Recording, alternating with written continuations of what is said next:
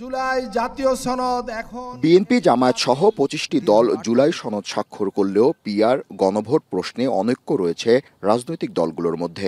দেশের বর্তমান রাজনৈতিক পরিস্থিতি নিয়ে আলাদা আলাদা অনুষ্ঠানে বিএনপি নেতারা বক্তব্য রাখেন। মঙ্গলবার সকালে জাতীয় প্রেস ক্লাবে স্মরণ সভায় যোগ দিয়ে বিএনপির চেয়ারপারসনের উপদেষ্টা আমানুল্লাহ আমান বলেন, বাংলাদেশে আর আওয়ামী লীগের রাজনীতি করার কোনো অধিকার নেই। পিআর পদ্ধতির নামে নির্বাচন ভণ্ডুলের ষড়যন্ত্র হচ্ছে অভিযোগ করে তিনি বলেন, শেখ হাসিনা সব ষড়যন্ত্রের মূল হোতা। খুনি হাসিনার বিচারের কোনো বিকল্প নেই, তার বিচার এ বাংলাদেশের মাটিতে হইতে হবে। এবং যেহেতু একটি সন্ত্রাসী দল, একটি খুনির দল, একটি অরাজনৈতিক দল এবং কোনো গণতন্ত্রে বিশ্বাস করে না, সেই দলের রাজনীতি হতে পারে না, রাজনীতি চলতে পারে না।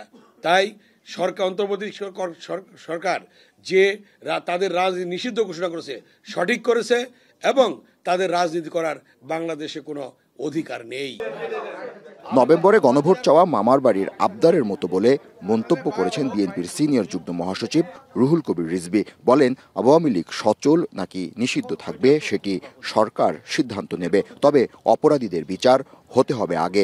নয়াপল্টনে এক সংবাদ সম্মেলনে তিনি বক্তব্য রাখেন। যদি ফেব্রুয়ারির মাঝামাঝি জাতীয় নির্বাচন হয় তো এটা তো বিরাট প্রস্তুতি। গণভোটও তো একটা বড় নির্বাচন, সারা দেশ মিলেই নির্বাচনটা হবে, গণভোটটি হবে। তাহলে এইটার প্রস্তুতি নেবে কখন, ওইটার প্রস্তুতি কখন নেবে, এর মধ্যে তো একটা সময়ের তো একটা ক্লাশ লেগে যাবে এই জায়গায়। আইনি প্রক্রিয়ায় যেটা উপযুক্ত মনে করবে সরকার, সেটা তারা ব্যবস্থা গ্রহণ করবেন।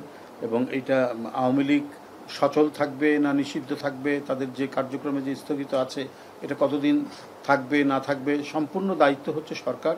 সরকার তার স্বীয় বিবেচনায় সেটা সিদ্ধান্ত নেবেন। এদিকে দিনের অপর একটি সেমিনারে বিএনপির স্থায়ী কমিটির সদস্য আমির খসরু মাহমুদ চৌধুরী বলেন, বিগত সরকার অর্থনীতিকে পুরোপুরি ধ্বংস করে দিয়েছে, অথচ বিএনপি বাংলাদেশের অর্থনীতিতে আমূল পরিবর্তন। ইকোনমি উইল নট ফাংশন, কোনো ইকোনমি ইনক্রিজ উইল কোনো রিফর্মে কোনো ইকোনমি আলটিমেটলি যে ডিজায়ার্ড এফেক্ট রেজাল্ট আমরা সেটা আসে।